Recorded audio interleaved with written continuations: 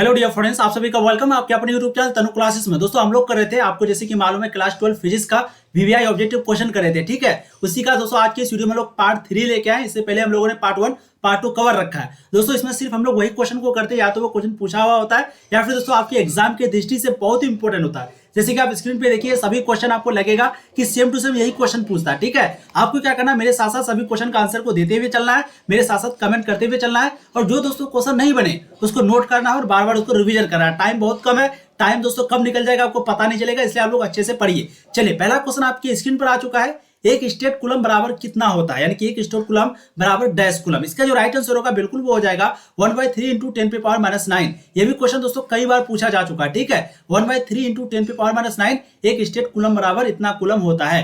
अब अगर देखेंगे नेक्स्ट क्वेश्चन, क्वेश्चन नंबर 2 को, ये क्वेश्चन कभी कभी ऐसे भी पूछ देता है, एक कूलम बराबर कितना होता है, एक कूलम बराबर कितना स्टेट कूलम होता है। तो ठीक है, तो वहां पर आपको 3 × लगाना है, लेकिन वहीं पे यहाँ पे पूछा है कि एक स्टेट कूलम बराबर कितना कूलम होता है। तो ये क्वेश्चन को दोनों तरीके से पूछा जाता है।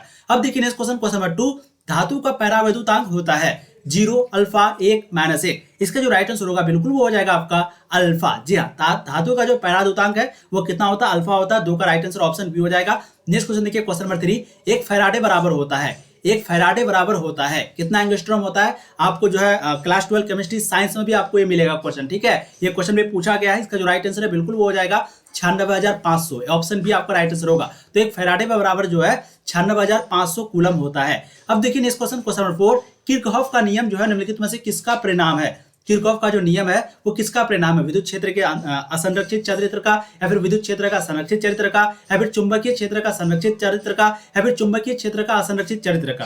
4 का जो राइट आंसर होगा बिल्कुल वो हो जाएगा आपका ऑप्शन बी, विद्युत क्षेत्र का संरक्षित चरित्र का। ये जो है किरचॉफ जो है इसी नियम का परिणाम है। ठीक है, अब देखते हैं next question, question number 5, 1 volt बराबर होता है। देखिए सभी क्वेश्चन बहुत ही इंपॉर्टेंट है, आप लोग प्लीज आंसर देने का कोशिश करें। 1 वोल्ट बराबर कितना होता है, इसका राइट आंसर बिल्कुल वो हो जाएगा आपका 1 जूल पर कूलम।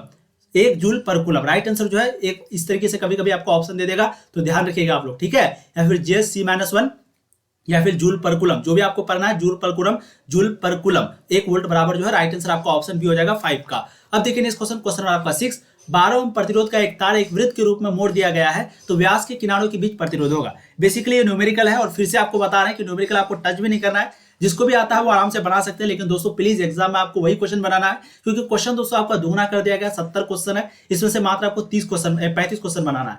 अब 35 क्वेश्चन में दोस्तों 100% की 8-10 न्यूमेरिकल रहेगा, उसके बाद आपको फिर सारा बनाना है, तो 35 क्वेश्चन आराम से बन जाएगा। इसलिए न्यूमेरिकल बिल्कुल नहीं बनाना है, टाइम को बचाना है। अब देखिए नेक्स्ट क्वेश्चन, क्वेश्चन नंबर 7, चुंबकीय आघूर्ण बढ़ाने से दोलन करते चुंबक का जो आवर्तकाल है वो क्या होता है, बढ़ता है, घटता है, नहीं बदलता है, फिर इनमें से कोई नहीं। सिंपली पूछ रहा है कि चुंबकीय आघूर्ण जब हम लोग बढ़ाएंगे, दोलन करते, तो चुंबक का जो आवर्तकाल है वो क्या होगा। इसका जो राइट आंसर है बिल्कुल वो हो जाएगा आपका घटता है, यानी कि ऑप्शन बी। ठीक है, अब देखिए नेक्स्ट क्वेश्चन, क्वेश्चन नंबर 8, विद्युत चुंबकीय तरंग में विद्युतीय एवं चुंबकीय क्षेत्रों के बीच का जो कालांतर होता है वो कितना होता है, 0 डिग्री, 90 डिग्री, या फिर 180 डिग्री, या फिर कुछ भी, π/2, या फिर पाई में भी आपका ऑप्शन दिया हुआ रहेगा, या फिर डिग्री में भी। 8 का जो राइट आंसर है वो आपका ऑप्शन बी हो जाएगा। ठीक है, 90 डिग्री यानी कि π/2। तो विद्युतीय चुंबकीय तरंग में विद्युतीय एवं चुंबकीय क्षेत्रों के बीच का जो कालांतर होता है वो 90 डिग्री का होता है। अब देखिए एक बहुत ही इंपॉर्टेंट क्वेश्चन, यदि प्रत्यावर्ती धारा और विद्युत वाहक बल के बीच अगर कोण बने फाई, समझ गए, यदि प्रत्यावर्ती धारा और विद्युत वाहक बल के बीच का जो कोण है वो अगर फाई हो, तो कालांतर हो, तो शक्ति गुणक का जो मान होगा वो कितना होगा।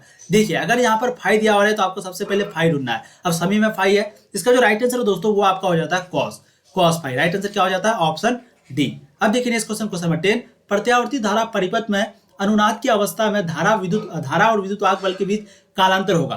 पहले जो आपको क्वेश्चन पूछा था, तो यहाँ पर आपको क्या पूछा था दोस्तों, जो कालांतर पूछ रहा था वो चुंबकीय तरंग, विद्युतीय एवं चुंबकीय बीच का कालांतर, विद्युत चुंबकीय तरंग और विद्युत चुंबकीय तरंग में और विद्युतीय एवं चुंबकीय क्षेत्रों के बीच कालांतर पूछ रहा था। ठीक है, वहीं पे अगर आप यहाँ क्वेश्चन को ध्यान से पढ़ेंगे तो यहाँ पर पूछ रहा है कि प्रत्यावर्ती धारा में परिपथ में अनुनाद की अवस्था में धारा के विद्युत वाहक बल के बीच कालांतर होगा। बहुत ही इंपॉर्टेंट है। इसका जो राइट आंसर है वो आपका हो जाएगा 0, यानी कि ऑप्शन डी। क्या हो जाएगा, 0। राइट आंसर क्या हो जाएगा, ऑप्शन डी। अब देखिए नेक्स्ट क्वेश्चन, क्वेश्चन 11, प्रतिघात का मात्रक है। प्रतिघात का मात्रक क्या होता है, ओम होता है, महो होता है, फैराडे होता है, एम्पियर होता है। इसका जो राइट आंसर है बिल्कुल वो हो जाएगा आपका ओम। ऑप्शन ए हो जाएगा ओम। ठीक है, प्रतिघात का जो मात्रक है वो ओम होता है। 11 का राइट आंसर ऑप्शन ए होगा। अब देखिए नेक्स्ट क्वेश्चन, क्वेश्चन नंबर 12, तप्त तथा एमीटर मापता है प्रत्यावर्ती धारा का, क्या मापता है, उच्चतम मान मापता है, या फिर औसतन मान, या फिर मूल औसतन वर्ग मान, या फिर इनमें से कोई नहीं। इसका जो राइट आंसर है वो आपका हो जाएगा मूल औसत वर्गमान यानी कि ऑप्शन सी। ठीक है, तो तप्त तार एमीटर जो है वो प्रत्यावर्ती धारा का मूल औसत वर्ग मापता है। अब देखिए नेक्स्ट क्वेश्चन, क्वेश्चन नंबर 13, आवासी धारा होती है, सिंपली आपको आवासी धारा का फॉर्मूला पूछ रहा है। इसका जो राइट आंसर है वो हो जाएगा शिखर धारा upon √2, right answer option C हो जाएगा। अब देखिए नेक्स्ट क्वेश्चन, क्वेश्चन नंबर 14, प्रत्यावर्ती धारा के मूल माध्य वर्ग मान और इसके शिखर मान का जो अनुपात है वो कितना होता है, यानी कि प्रत्यावर्ती धारा के मूल माध्य वर्ग मान और इसके शिखर का मान का अनुपात जो है वो कितना होता है। इसका जो राइट आंसर है वो आपका हो जाएगा 1/√2 यानी कि ऑप्शन बी।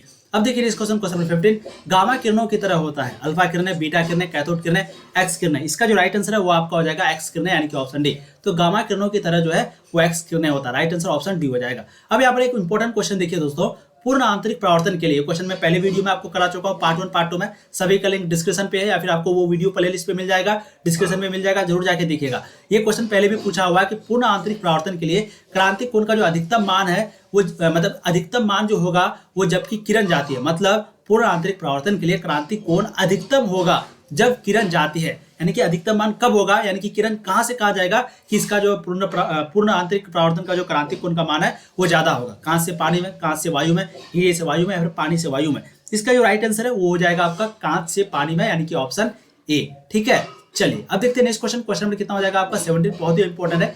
एक माध्यम से दूसरे माध्यम में जाने पर प्रकाश की किरण जो है मुड़ जाती है, किरण के मुड़ने को क्या कहा जाता है, व्यक्तिकरण, वन विक्षेपण, अपवर्तन, परावर्तन। 17 का जो राइट आंसर है बिल्कुल आपका हो जाएगा वो है अपवर्तन यानी कि ऑप्शन सी। तो एक माध्यम से दूसरे माध्यम में जाने पर जो प्रकाश की किरण मुड़ जाती है, इस किरण के मुड़ने की जो क्रिया है, इस घटना को क्या बोलते हैं, अपवर्तन बोलते हैं, राइट आंसर ऑप्शन सी होगा।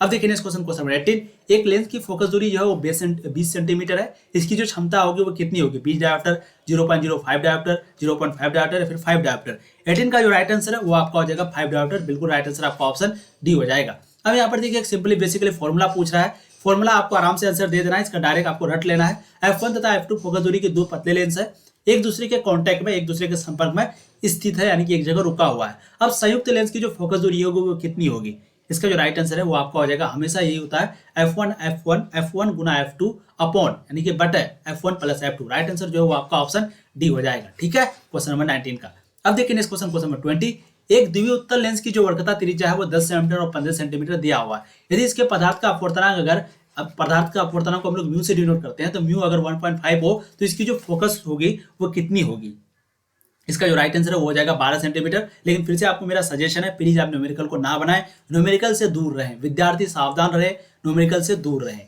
अब देखिए नेक्स्ट क्वेश्चन, क्वेश्चन नंबर 21, एक दीर्घदृष्टि दोष वाले व्यक्ति को आवश्यकता होगी उत्तल लेंस की, अवतल लेंस की, बेलनाकार लेंस की या फिर समतलावत्तल लेंस की। बहुत ही इंपॉर्टेंट क्वेश्चन है, इसका जो राइट आंसर है वो आपका हो जाएगा उत्तल लेंस की यानी कि ऑप्शन ए। तो एक दीर्घदृष्टि दोष वाले व्यक्ति को जो है उत्तल लेंस की जरूरत होती है। दीर्घदृष्टि दोष का मतलब समझते हैं, उसको जो है दूर दिखता है और नजदीक नहीं दिखता, उसी को बोलते हैं दीर्घ दृष्टि, मतलब उल्टा। दीर्घ दृष्टि का मतलब होगा दूर दिखेगा नजदीक नहीं दिखेगा, निकट दृष्टि का मतलब नजदीक दिखेगा दूर नहीं दिखेगा, समझ गए। अब देखिए नेक्स्ट क्वेश्चन, क्वेश्चन नंबर 21, किसी दूरबीन के अभिदृश्यक एवं नेत्रिका की फोकस दूरियां जो है क्रमशः 20 सेंटीमीटर और 1.5 सेंटीमीटर होती है, तो इस दूरबीन की जो आवर्धन क्षमता होगी वो कितनी होगी, फिर से न्यूमेरिकल, इसका जो राइट आंसर है वो आपका हो जाएगा 10, ऑप्शन बी। नेक्स्ट क्वेश्चन देखिए, इलेक्ट्रॉन का विशिष्ट आवेश होता है, इलेक्ट्रॉन का विशिष्ट आवेश होता है, इसका जो राइट आंसर है बिल्कुल वो हो जाएगा आपका 1.8 × 10⁻11 coulomb per KG, right answer option A हो जाएगा। नेक्स्ट क्वेश्चन देखिए, क्वेश्चन नंबर 24, इलेक्ट्रॉन वोल्ट द्वारा मापा जाता है आवेश को, विभवांतर को, धारा को, ऊर्जा को। तो 24 का जो राइट आंसर है वो आपका हो जाएगा एनर्जी को यानी कि ऊर्जा को। इलेक्ट्रॉन वोल्ट के द्वारा ऊर्जा को मापा जाता है। कभी कभी आपको पूछ देगा ऊर्जा जो है वो किसका मात्रक है, तो इलेक्ट्रॉन वोल्ट, कुछ भी क्वेश्चन पूछ सकता है, आप आराम से देखिए। अब देखिए नेक्स्ट क्वेश्चन, अल्फा कण है, अल्फा कण क्या है, इलेक्ट्रॉन है, हीलियम का परमाणु है, हीलियम का नाभिक है, हाइड्रोजन का नाभिक है, तो इसका जो राइट आंसर है वो आपका हो जाएगा हीलियम का नाभिक यानी कि ऑप्शन सी। तो अल्फा कण जो है वो हीलियम का नाभिक है। अब देखिए next question, question number 26, beta किरणें होता है, बीटा किरणें होती है तीव्रगामी यानी कि प्रोटॉन, न्यूट्रॉन, इलेक्ट्रॉन या फिर ऋणायन। तो 26 का जो राइट आंसर है दोस्तों वो आपका हो जाएगा ऑप्शन सी, इलेक्ट्रॉन। ठीक है, तो बीटा किरणें जो होती है तीव्रगामी वो इलेक्ट्रॉन होती है, बीटा किरणें क्या होती है, इलेक्ट्रॉन होती है। अब देखिए नेक्स्ट क्वेश्चन, क्वेश्चन नंबर 27, निम्नलिखित में किसके लिए भेदन क्षमता महत्तम है, अल्फा किरणों के लिए, बीटा किरणों के लिए या फिर एक्स किरणों के लिए या फिर गामा किरणों के लिए। तो भेदक क्षमता जो है किसके लिए ज्यादा है, इसका जो राइट आंसर है वो आपका हो जाएगा गामा किरणें यानी कि ऑप्शन डी। ठीक है, अब देखिए नेक्स्ट क्वेश्चन, क्वेश्चन नंबर 28, निम्नलिखित में मूल कण नहीं है, न्यूट्रॉन, प्रोटॉन, अल्फा कण, इलेक्ट्रॉन, इनमें से कौन मूल कण नहीं है। 28 का जो राइट आंसर है वो आपका हो जाएगा अल्फा कण यानी कि ऑप्शन सी। तो ये जो है मूलकण आपका नहीं है। ठीक है, अब देखिए नेक्स्ट क्वेश्चन, क्वेश्चन नंबर 29। नाभिकीय रिएक्टर में नियंत्रक छड़ें, जिसको हम लोग बोलते हैं कंट्रोलर रोड्स, बनी होती है। यानी कि नाभिकीय रिएक्टर में जो नियंत्रक रोड होते हैं, छड़ होते हैं, रड होते हैं, एक प्रकार का हम लोग बोल सकते हैं लोहा होते हैं, वो किसकी बनी हुई होती है? कैडमियम की होती है, यूरेनियम की होती है, ग्रेफाइट की होती है, प्लूटोनियम की होती है। 29 का जो राइट आंसर है वो बहुत ही इंपॉर्टेंट है, इसका राइट आंसर आपका हो जाएगा कैडमियम की बनी हुई होती है। अब देखिए क्वेश्चन पढ़िए, देखिए जब पीएन संधि डायोड अग्र अभिनति में होता है तब क्या होता है? विभव प्राचीर की जो ऊंचाई है वो घटती है, विभव प्राचीर की ऊंचाई बढ़ती है, अवक्षय पर्त की जो मोटाई है वो बढ़ती है, या फिर अवक्षय पर्व यानी कि यहाँ पर पर्त होगा ना, पर्त की मोटाई जो है अपरिवर्तित रहती है। 30 का जो राइट आंसर है वो आपका हो जाएगा ऑप्शन ए, विभव प्राचीर की ऊंचाई जो है वो घटती है। नेक्स्ट क्वेश्चन देखिए, नाभिक से अल्फा कण उत्सर्जित होने पर परमाणु संख्या कितना से घटता है? 1, 2, 3, 4। यानी कि नाभिक से जब अल्फा कण उत्सर्जित होता है तो जो परमाणु संख्या है वो कितना घटता है? 31 का जो राइट आंसर है दोस्तों बिल्कुल वो हो जाएगा आपका 2। जी हाँ, ऑप्शन बी आपका राइट आंसर हो जाएगा 2। अब देखिए next question, question number 32। Silicon एक अर्धचालक है, इसमें आर्सेनिक की थोड़ी सी मात्रा मिला देने पर इसकी जो चालकता है वो क्या होगी? बढ़ जाएगी, घटेगी, अपरिवर्तित यानी कि वही रहेगी, या फिर जीरो हो जाएगी। तो सिलिकॉन जो है एक अर्धचालक है, अगर उसमें लोग आर्सेनिक का थोड़ा सा भी मात्रा देंगे तो क्या होने वाला है? इसका जो राइट आंसर है वो आपका हो जाएगा बढ़ जाएगी। ठीक है, तो आर्सेनिक की अगर थोड़ी सी भी मात्रा हम लोग मिला देंगे तो इसकी जो चालकता है वो क्या होगी दोस्तों? बढ़ जाएगी। अब नेक्स्ट क्वेश्चन देखिए, क्वेश्चन नंबर 33। पी प्रकार के अर्धचालक में आवेश वाहक जो होते हैं वो कौन होते हैं? यानी कि पी प्रकार का जो अर्धचालक में आवेश वाहक, यानी कि आवेश मतलब चार्ज को एक जगह से दूसरी जगह कौन लेके जाता है? Electron, Weaver, proton, neutron. 33 का जो राइट आंसर है बिल्कुल वो हो जाएगा आपका ऑप्शन बी, वीवर। ठीक है, अब देखिए next question, question number 34। Microphone द्वारा होता है, माइक्रोफोन द्वारा होता है। 34 का जो राइट आंसर है वो आपका हो जाएगा ध्वनि दाब का विद्युत वोल्टता या धारा में परिवर्तन। यही है माइक्रोफोन द्वारा, यही काम होता है। क्या होता है भाई? 34 का राइट आंसर मैंने क्या बताया कि ध्वनि दाब का विद्युत वोल्टता या धारा में परिवर्तन, यही जो है माइक्रोफोन द्वारा होता है। अब नेक्स्ट क्वेश्चन देखिए, क्वेश्चन नंबर 35।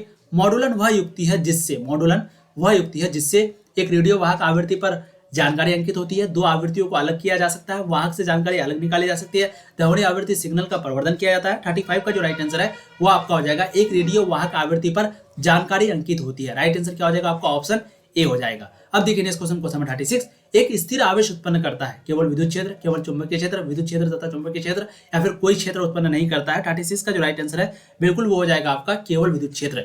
अगर स्थित विद्युत यानी कि एक जगह अगर कोई भी चार्ज रुका हुआ है तो वो सिर्फ विद्युत क्षेत्र उत्पन्न करेगा, अगर वो चलेगा तो फिर वो विद्युत और चुंबकीय दोनों को उत्पन्न करेगा। ठीक है, देखिए नेक्स्ट क्वेश्चन, क्वेश्चन नंबर 37। यदि शीशे की एक पट्टी को वायु संधारित्र की प्लेटों के बीच खिसकाया जाए तो इसकी जो धारिता होगी वो बढ़ेगी, घटेगी, या फिर स्थिर रहेगी, या फिर शून्य होगी। 37 का जो राइट आंसर है बिल्कुल वो हो जाएगा आपका बढ़ेगी। ठीक है, तो यदि शीशे की एक पट्टी को वायु संधारित्र की प्लेटों के बीच खिसकाया जाए तो इसकी जो धारिता है वो क्या होती है? बढ़ती है। राइट आंसर आपका ऑप्शन ये हो जाएगा। अब देखिए next question, question number 38। Kirchhoff का जो 5 नियम है जिसको हम लोग द्वितीय नियम बोलते हैं, 10 क्लास से इसको पढ़ते आना है। किरचॉफ का जो 5 नियम जिसको हम लोग द्वितीय नियम बोलते हैं, ये किसके संरक्षण के सिद्धांत पर आधारित है? आवेश के संरक्षण, संवेग के संरक्षण, ऊर्जा के संरक्षण सिद्धांत, या फिर द्रव्यमान के संरक्षण सिद्धांत। 38 का जो राइट आंसर है बिल्कुल वो हो जाएगा आपका ऊर्जा के संरक्षण सिद्धांत, यानी कि ऑप्शन सी। नेक्स्ट क्वेश्चन देखिए 39। आदर्श एमीटर का प्रतिरोध जो है वो क्या होता है? कम होता है, शून्य होता है, जीरो होता है, अनंत होता है, यानी कि इन्फिनिट होता है। 39 का जो राइट आंसर है वो हो जाएगा शून्य। तो आदर्श एमीटर, नाम ही है आदर्श, कोई प्रतिरोधी कुछ भी नहीं, कुछ भी मतलब धुंधला नहीं। ठीक है, तो आदर्श एमीटर का जो प्रतिरोध है वो कितना होता है दोस्तों? शून्य होता है। राइट आंसर आपका ऑप्शन ए हो जाएगा क्वेश्चन नंबर 39 का। देखिए नेक्स्ट क्वेश्चन, क्वेश्चन नंबर 40। पृथ्वी की चुंबकीय ध्रुवों पर नति कोण होता है 0 डिग्री, 45 डिग्री, 60 डिग्री, 90 डिग्री। 40 का जो राइट आंसर है वो आपका हो जाएगा 90 डिग्री, यानी कि ऑप्शन डी। ये पीडीएफ अगर आपको चाहिए तो सिंपली आप गूगल या फिर क्रोम ब्राउज़र में जाकर तनु क्लासेस सर्च कर सकते हैं। बहुत जल्द वो पीडीएफ आपको वहाँ पर मिल जाएगा 2-3 दिन के बाद, या फिर आप नीचे डिस्क्रिप्शन में टेलीग्राम का लिंक मिलेगा, वहाँ ज्वाइन हो जाइए। वहाँ पर जो है ये पीडीएफ का लिंक वहाँ पर दे देंगे। ठीक है, 40 का जो राइट आंसर है बिल्कुल आपका हो जाएगा वो 90 डिग्री। नेक्स्ट क्वेश्चन देखिए, क्वेश्चन 41। जल को कीटाणु रहित करने के उपयुक्त है, यानी कि नियम है आवरण विकिरण। 41 का जो राइट आंसर है बिल्कुल वो हो जाएगा आपका परावैंगनी विकिरण, यानी कि ऑप्शन बी। तो जल को कीटाणु रहित करने का जो उपयुक्त नियम है वो परावैंगनी विकिरण है। नेक्स्ट क्वेश्चन देखिए, क्वेश्चन 42। बेलनाकार लेंस का व्यवहार किस दृष्टि दोष को दूर करने के लिए किया जाता है? निकट दृष्टिता, दीर्घ दृष्टिता, एस्टिग्मेटिज्म या फिर जरा दृष्टिता। 42 का जो राइट आंसर है बिल्कुल वो हो जाएगा आपका एस्टिग्मेटिज्म यानी कि ऑप्शन सी। तो दोस्तों आज के इस वीडियो में भी हम लोगों ने टोटल 41 क्वेश्चन को किया, ये पार्ट 3 था आपका। इसी तरीके से दोस्तों पार्ट 1 पार्ट 2 कवर कर लिया गया है। अगर आप लोगों ने नहीं देखा है तो इसी वीडियो के नीचे डिस्क्रिप्शन में लिंक मिलेगा, जरूर जाके देखिए। सभी क्वेश्चन बहुत ही इंपॉर्टेंट है। सेट 4 भी आएगा, 5 भी आएगा, इसी तरीके से आपको करवाया जाएगा। इसी तरीके से आप तैयारी कीजिए बहुत मजे के साथ। चलिए फिर मिलेंगे नए वीडियो में, तब तक के लिए जय हिंद। ऐसी पढ़ते रहिए। All the very best. Channel पे पहली बार आए प्लीज वीडियो को लाइक कर देंगे और चैनल को सब्सक्राइब करेंगे, क्योंकि यहाँ पर आपको पूर्ण तरीके से तैयारी कराई जाती है।